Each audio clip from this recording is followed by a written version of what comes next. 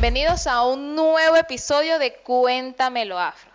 Bueno, ya estamos con Dalai Urbina, de verdad que un placer tenerte aquí. Cuéntame cómo estás, cómo te sientes, qué tal todo. Gracias por la invitación y como siempre comento, cuando uno empieza y se conecta con esa cotidianidad y también con esa ancestralidad, hay que partir de una premisa que Saubona en el sur de África significa te veo, te escucho y eres importante para mí. Así que tanto para toda la producción de este podcast como para todas aquellas personas que nos escucharán, nos verán, son importantes para mí. Ay, así mismo es. Bueno, para comenzar, siempre comienzo con una pregunta que más que todo para las personas que no te conozcan puedan saber un poco más de ti y bueno, las que te conocen también, pues. ¿Quién es Dalai Urbina? Dalai Urbina, como me gusta señalar, es el nieto de Sara y de Isabel. Ese para mí es el punto inicial de todo lo demás.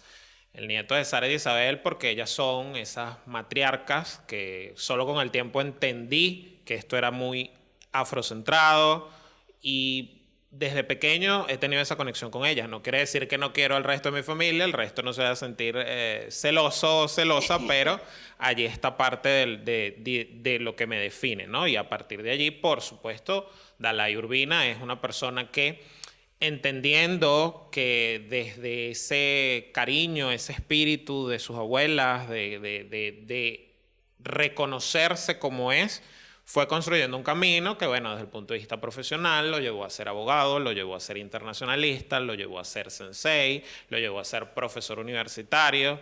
Y esa parte es la que quizás menos digo, pero que por supuesto me define, por supuesto que define además lo que es el concepto de interdisciplinariedad, que es algo que a mí, sobre todo en el tiempo reciente, me ha permitido hacer llevar mi mensaje partiendo de lo que soy, partiendo de eso que les estoy comentando. Bueno, yo tengo una pregunta, pero es porque me dio curiosidad. O sea, Dalai viene porque, o sea, ¿por qué te ponen Dalai? Bien, el tema del nombre mío es un temazo, ¿ok? Ok, El tema de mi nombre parte, de hecho el primer nombre es Maiger y ok, es un nombre compuesto que alude a mi papá y a mi mamá, Manuel y Gertrudis. O sea, ya ok. allí viene un tema de lo mismo, lo que estamos hablando, ¿no? Ese somos muchas cosas a la vez. Yo cuando lo reflexiono de grande digo, pero es que desde el nombre me lo estaban planteando. Y el Dalai es por Dalai Lama, Ok, ¿ok? yo sí me imaginé eso. Años 90, que es los años donde, vamos a decir así, Dalai Lama tiene una impronta interesante en el mundo y bueno, mis padres pensando un poco en quizás visualizándome, me colocan Dalai, bueno, y lo asumo con mucho orgullo y con mucha responsabilidad, porque como les decía, o sea, estoy relacionado con el tema de la marcialidad, pero el tema de lo afro tiene que ver con lo no eurocéntrico, con lo no centrado en las formas tradicionales. Entonces creo que desde mi nombre como que me estaban encaminando, empujando hacia allá. No quiero meterme con el nombre de nadie, pero no tengo un nombre católico, Claro. cristiano, fijo o de alguna manera común. Y eso que estudié en un colegio con esas características. Ok, me gustaría saber un poco de tu experiencia, porque bueno, tienes varias profesiones y lamentablemente aquí los prejuicios están mandados a hacer. ¿Cuál es la primera impresión que tienen muchas personas al momento de conocerte y después empiezas a hablar un poquito de tu experiencia, a lo que te dedicas, lo que haces? ¿Cómo viene siendo esa cercanía o esa experiencia con esas personas? Mira, la experiencia con el mundo es bien dinámica, pero a la vez bien paradójica, porque cuando alguien me ve en la calle, lo menos, y yo ya eso lo he asumido lejos de ser un insulto, lo asumo con total y absoluta naturalidad, lo menos que piensan es que soy abogado, convención honorífica, que soy internacionalista, convención honorífica, que soy profesor universitario. ¿Por qué? Porque tienen una idea de lo que debe representar y simbolizar un profesor, un abogado, un internacionalista. Y yo desde que estaba en esas áreas dije, no, yo les voy a demostrar que yo puedo hacer esto porque además lo hago por absoluta vocación, no es un tema de imposición o un tema que lo veo desde el punto de vista de para ganar dinero, no, lo siento mis profesiones con muchísima pasión. Y entendí que esa pasión no podía eliminar lo que yo era, mi orgullo propio, mi identidad, lo que vengo haciendo y representando tanto desde mi ancestralidad como por decisión propia. Entonces, claro que hay una suerte de preconcepto que la vida me ha enseñado a desmontárselo a través de las acciones, a través del conocimiento, a través de darles esas píldoras donde dicen, no, mira, ya va, yo sé que a lo mejor piensas esto de mí, pero te voy a demostrar esto, esto y esto. Por supuesto que te ponen una suerte de dinámica donde siempre tienes que demostrar algo y eso es parte de lo que la gente no se da cuenta, parte de lo que la gente cree que, pero ¿por qué siempre hablan de estos temas? Bueno, porque es que el tema sigue estando allí. Cuando me dejen de ver de otra manera o su preconcepto no les impida abrir una puerta o dejarme entrar en un local, que me ha pasado, etcétera.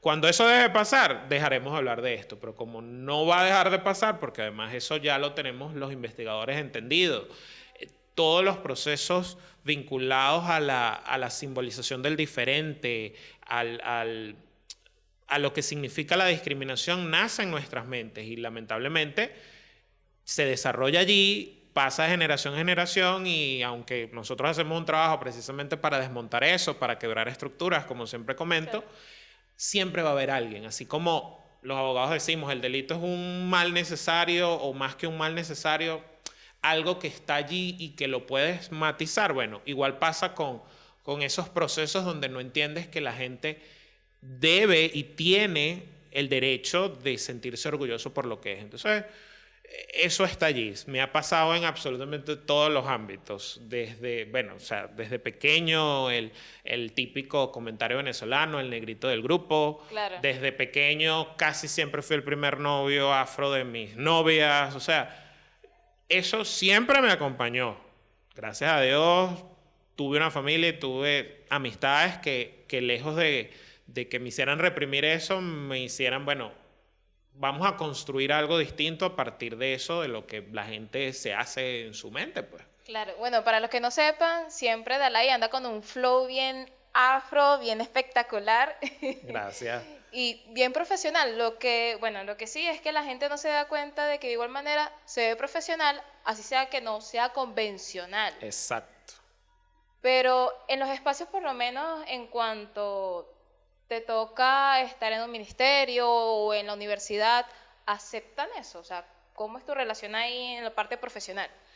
Mira, yo diría que si esto lo estuviéramos hablando hace unos quizás 15 años, 20 años, tajantemente te diría que no, porque el tejido social venezolano no estaba preparado para eso, no estaba preparado para que la gente se afirmara más allá de esa idea manipulada del mestizaje, que realmente es mestizaje, pero debes parecerte más a determinado, centrista más que todo, a determinado patrón de belleza, determinado patrón estético, etc.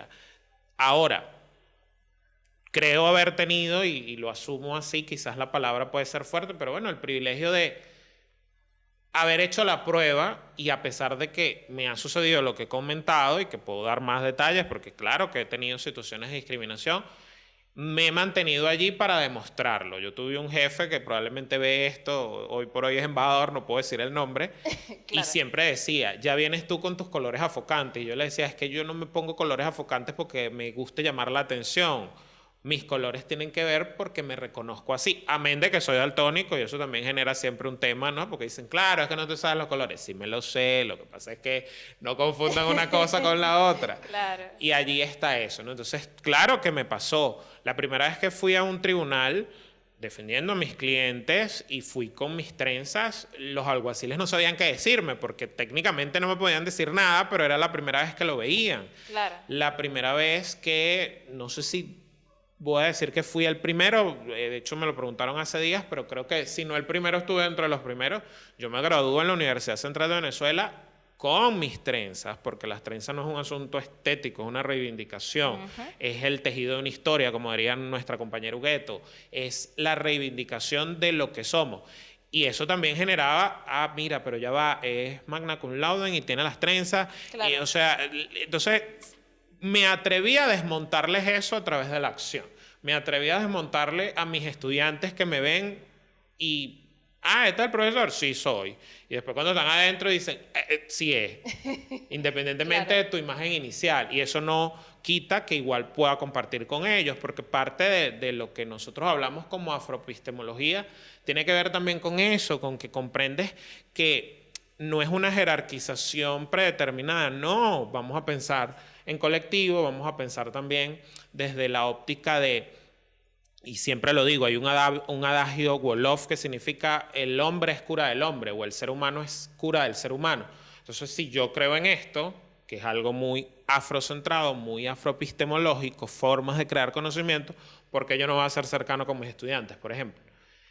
Pero ¿qué pasa? Con mis colegas profesores todavía hay como que, bueno, sí, no. Entonces, creo que demostré que se podía, por supuesto, así como hay personas que te generan algún tipo de rechazo, he tenido la gracia de conseguir profesionales, colegas, amigos, como digo, estudiantes, que más bien eso los ha sentido, valga el juego de palabras, les ha permitido estar seguros, decir, pero mira, esta es una persona que no me está vendiendo algo que no es. Bueno, por lo menos ahorita me estabas contando que has podido conectar con algunos de los estudiantes. Mi pregunta es, ¿algunos estudiantes se han sentido identificados en cuanto a discriminación racial? ¿Y cómo ha sido tu experiencia en eso? A ver, mis estudiantes directamente, como te comentaba, generan esa confianza de comentarme, de decirme, de expresarme situaciones, ¿no?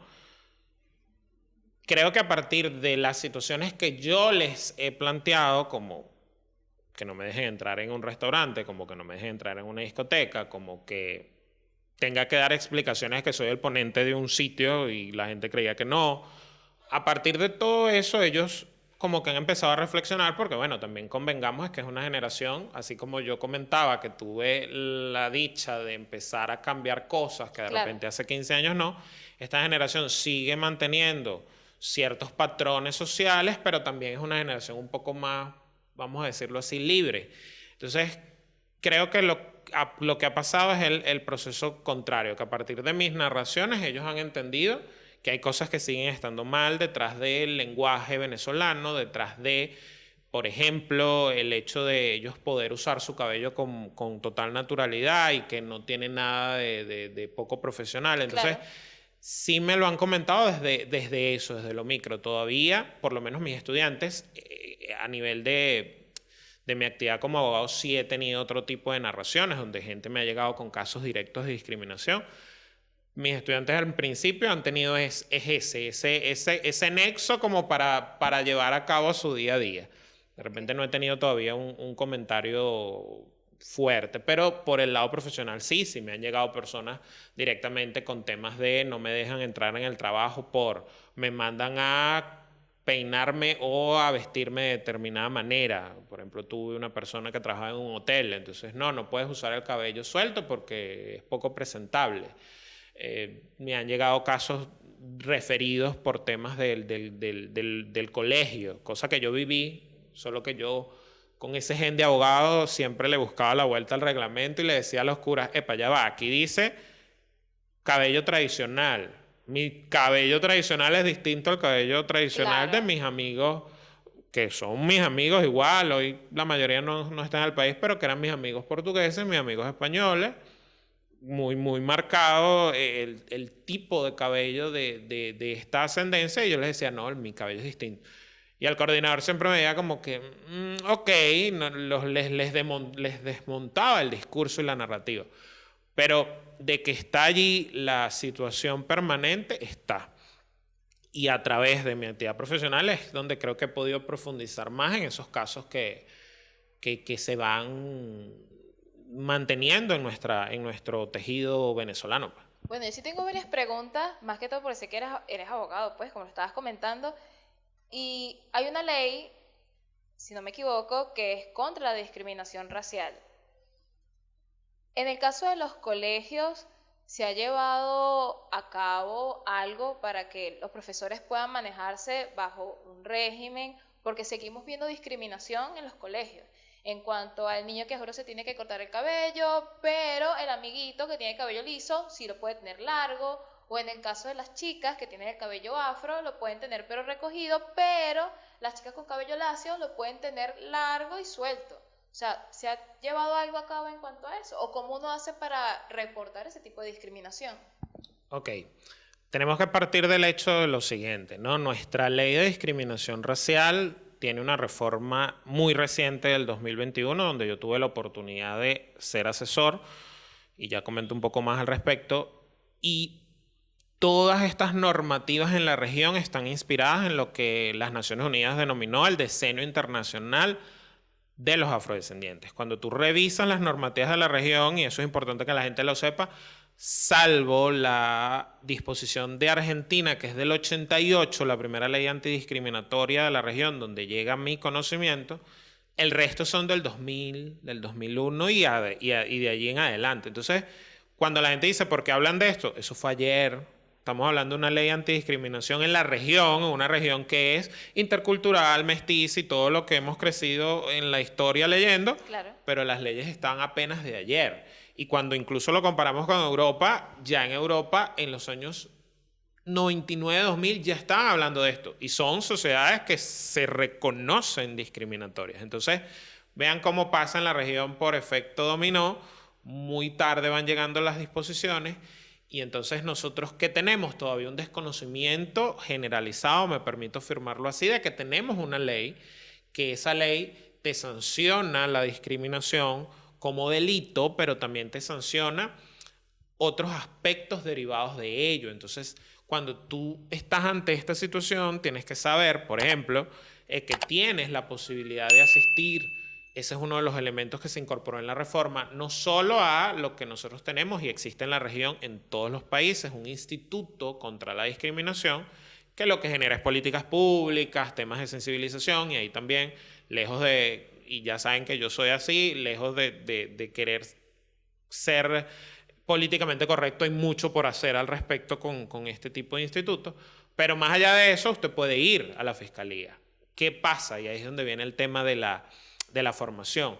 Un fiscal, que es el que debe tomar tu denuncia, probablemente no está sensibilizado con lo que significa una denuncia por discriminación.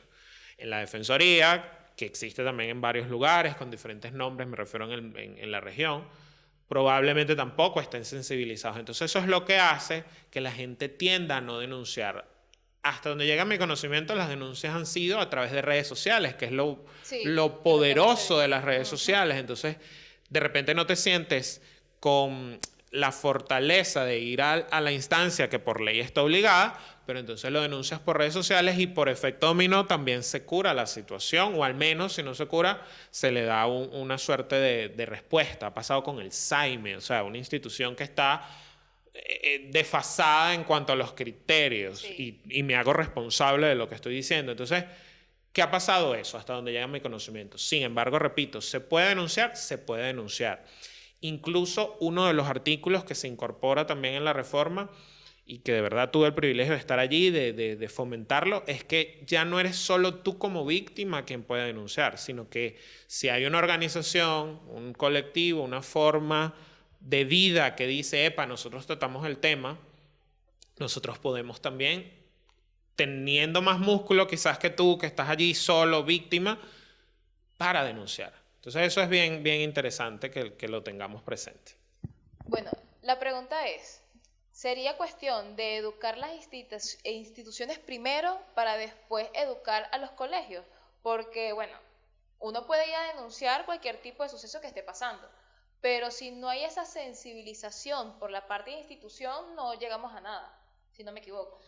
Yo creo que es un proceso paralelo. Yo creo que es un proceso en el que tienes que, a la par de hacer valer las disposiciones, tienes que generar ese proceso formativo, tienes que entonces, por eso decía, enfatizar en las políticas públicas, tienes que difundir esto como hacemos muchos desde el tema de las redes sociales para hacerle entender a la gente que esto está en el día a día. Entonces, para mí es paralelo, es un tema donde tú generas que esas personas que están en el colegio, que toman decisiones, son personas que se han cuestionado esto, y por vía de consecuencia eso va a entonces permitir que también el receptor, lo que lo llamamos la vigencia de la norma, sea real, porque todos estamos haciéndola valer. Entonces, yo creo que por allí va el tema, que tenemos que profundizar, sí, y cómo profundizamos, no necesariamente con una cadena nacional, ni los términos tradicionales, sino esto con un trabajo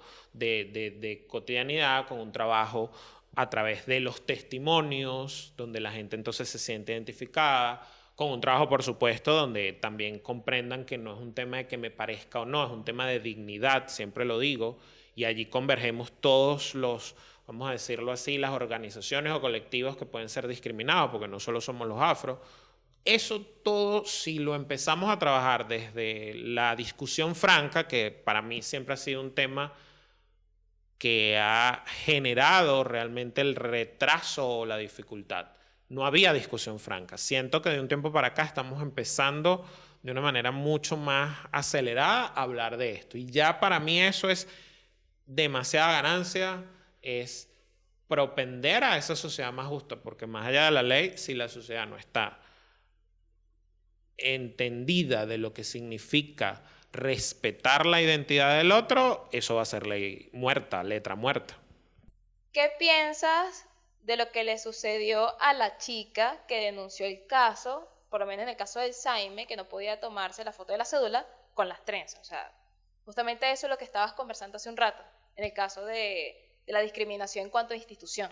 Mira, es terrible porque lo que da cuenta esto es cómo nosotros, y muy diferente a lo que pasa con quizás otros espacios, que viene aquí para darle gasolina a lo que vamos a decir, hay que entender que las formas de discriminación, muy en nuestro caso, son institucionalizadas, es lo que llamamos racismo estructural. Y el racismo estructural, yo lo comento en un artículo, es como esas aduanas injustificadas, ¿no? O esa alcabala, muy en términos venezolanos, injustificada. Entonces, eso es una alcabala injustificada. Es una alcabala que tú te puedes sentir impotente porque, ¿a quién denuncio? ¿Para dónde voy? Etcétera. Y resulta que ya les decía, en la ley tienes los mecanismos. Ahora, esos mecanismos, y eso también lo dijimos de una manera muy crítica, tienen que apuntar a que las personas jurídicas se hagan responsables. A eso es lo que nos referimos con la institucionalidad. Y eso es algo que todavía no tenemos en Venezuela, que en otros lugares se ha avanzado, pero nosotros tenemos que seguir apuntando a eso porque es muy de lo nuestro. En Venezuela de repente no te van a meter, y discúlpenme el coloquialismo, no te van a meter un tiro como en los Estados Unidos de América, pero institucionalmente sí te van a generar esas alcabalas. Entonces, el caso de ella es terrible, se pudo abordar porque hizo esa denuncia por redes sociales, pero hay gente que le sigue pasando y que no está saliendo por redes sociales.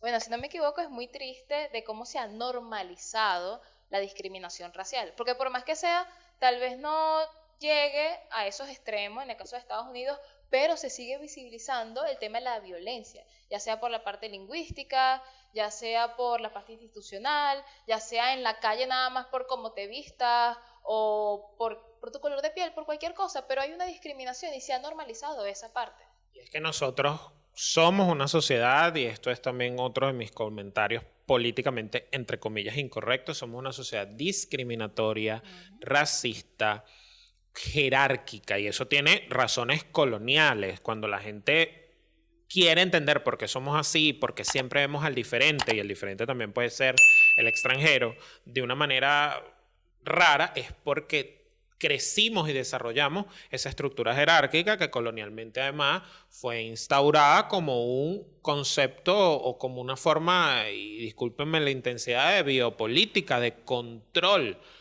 Si yo le hago pensar a los colectivos, a las sociedades, de que deben reproducir esas relaciones jerárquicas con esos patrones, por supuesto que yo de generación en generación empiezo a asumir eso y hago como que si eso fuera normal, y es lo que nos pasa a nosotros. Nos pasa el terrible comentario de mejorar la raza. ¿Qué es eso? Como que primero que además es un término biológico que lo que hizo fue ser usado por el racismo científico para definitivamente separarnos, y eso es todo lo contrario. Ahí si vamos a hablar de raza, es raza humana. Entonces, los rasgos fenotípicos, los grupos étnicos, tenemos que entender que sí, desde el lenguaje se genera violencia. Tenemos que entender que desde las formas institucionales, como está diciendo, se genera violencia y se genera discriminación. Tenemos que entender que así no tengamos hoy por hoy una ley segregacional, cuando tú vas impidiendo que la gente ejerza sus derechos, también hay una normalización de lo que no debe ser normal. Entonces eso es importante. Yo también siempre pongo un ejemplo muy en mi rol de profesor.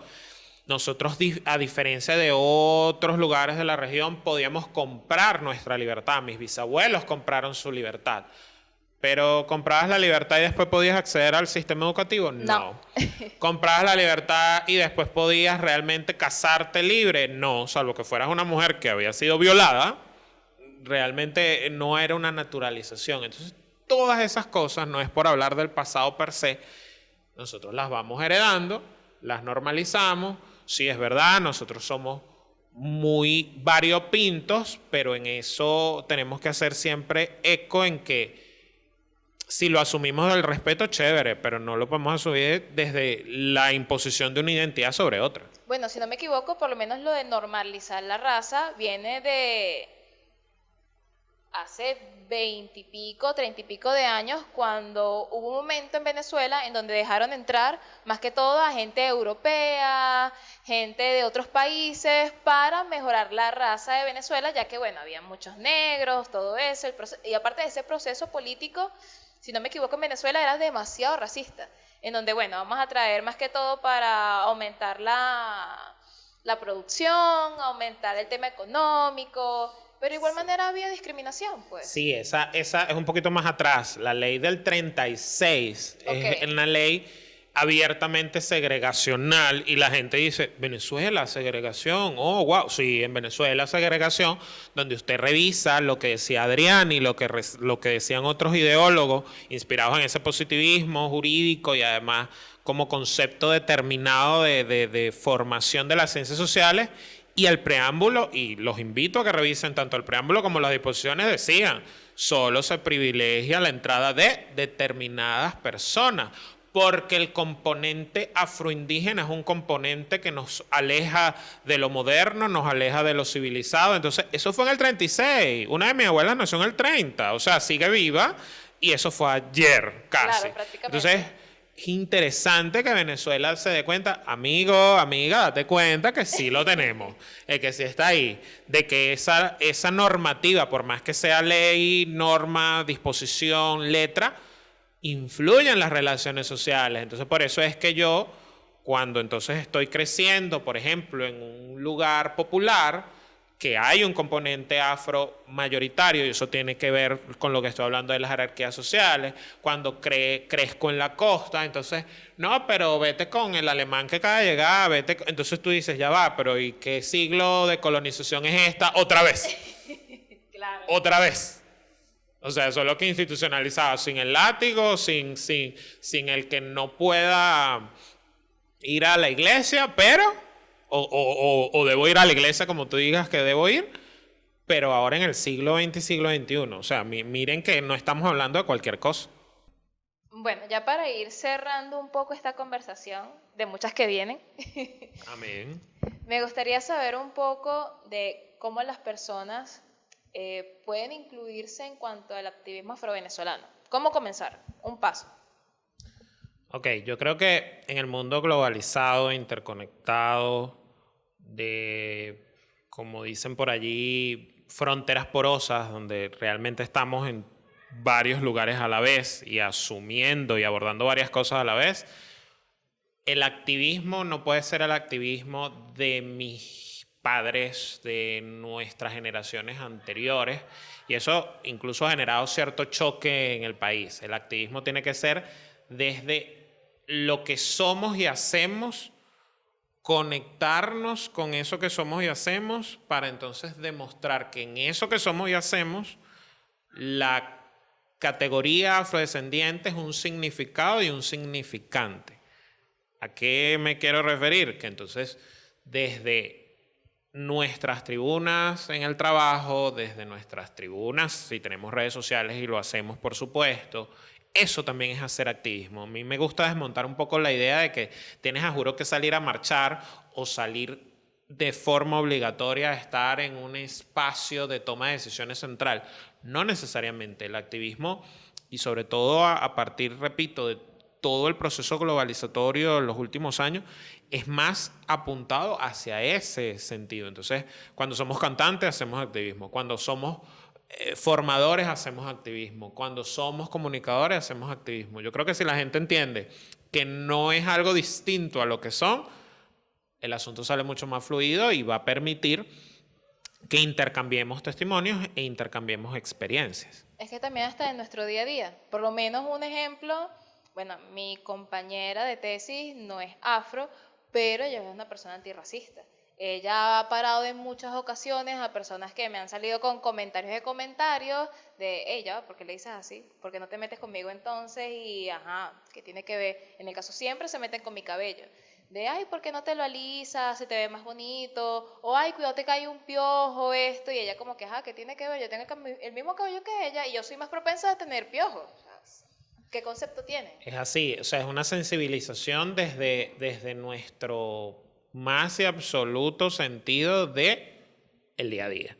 En nuestros grupos siempre me pasó, con mis amistades, con mis colegas, haces eso, un poco lo que he venido comentando hoy.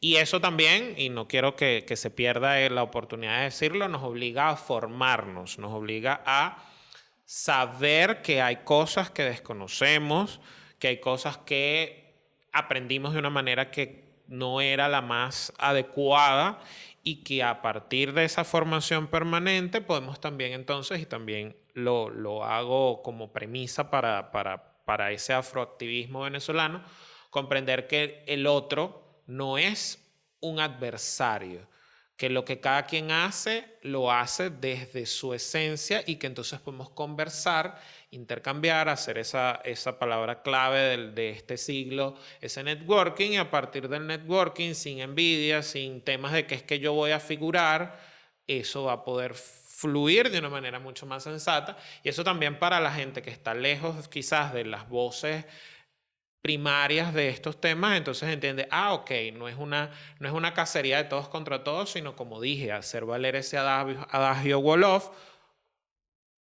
Aquí un punto adicional, los Wolof también vinieron a Venezuela, entonces nosotros tenemos un poco de Wolof. Somos cura del otro, entre todos podemos hacer valer eso que dije al comienzo, que todos seamos importantes, que todos nos reconozcamos y a partir de allí trascender. Yo creo que esa es la clave. Bueno, soy fiel creyente de que para lograr una transformación, para eso hay que crear conciencia, para que la gente se dé cuenta, no importa que seas afrovenezolano, sea la identidad que tengas, es un proceso de darte cuenta para después poder trabajar en ello y después de ese trabajar en ello, lograr una transformación. Pero nada, estamos como en ese proceso para ir logrando poco a poco los objetivos, pues. Pues sin embargo, de 3 años o 4 años para acá se ha visto una gran diferencia en cuanto a identidades, reconocerse, aceptarse, valorarse. Darle un paso de enfrentamiento al miedo. Muchas veces ese miedo, esos dogmatismos, los que nos dicen, ¿será que lo hago? No, hazlo, escribe, date la oportunidad de expresar lo que eres. Yo siempre digo, y sé que estamos cerrando, la gente no se imagina, y aquí dije una cantidad de cosas formales y se me olvidó decir que yo fui desde adolescente rapero, entonces imagínense, ratificaba el concepto de que la gente afro, y yo entendía que era un mensaje también, que era una forma. Entonces, dense la oportunidad de ser felices. Ser felices es una decisión, y esa decisión pasa por reconocerse y entender que sí podemos, en cada uno de nuestros espacios, contribuir a esa conciencia, en cada uno de nuestros espacios, trascender y, por supuesto, sobre todo a esas nuevas generaciones, enseñarles que ese mundo realmente interconectado en el que ya nos toca vivir es posible desde el mutuo respeto. Así mismo es. Bueno, Adelaide, de verdad que muchísimas gracias por estar aquí. De verdad que un placer, de verdad, haber conversado de tantas cosas que, bueno, ahora es que falta, pero para eso habrá una otra oportunidad. Gracias a ustedes, de verdad que sí. Bueno, para adelante es para allá. Bueno, de verdad que espero que hayan disfrutado de verdad que este episodio. Muchísimas gracias por escucharnos, por vernos, por compartir. Saben que pueden comentar, suscribirse, darle a la campanita para el próximo episodio que viene. Y nada, esta es una colaboración, esta producción con IP Media Group. De verdad que muchísimas gracias por brindarnos el espacio, brindarnos el apoyo. Y bueno, este es un espacio completamente libre, sin ningún tipo de etiqueta, sin ningún tipo de discriminación y nada. Muchísimas gracias, aquí Kike Martínez y nos vemos en una próxima.